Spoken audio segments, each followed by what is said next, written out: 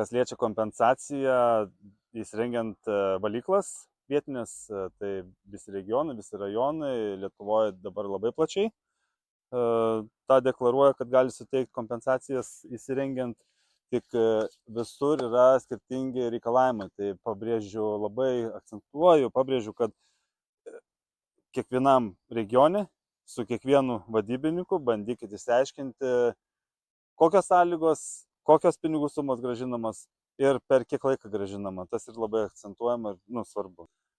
Dėl paramos, kompensacijos naudojant, įsigijant valymo įrenginį, taip, jūs galite kreiptis pas mus, mes tvarkom visus reikiamus dokumentus ir tuomet su tais dokumentais keliaujat į savo rajoną, savivaldybę, teikti prašymą ar vietoj, ar atvykus į vietą, ar nuotoliniu būdu.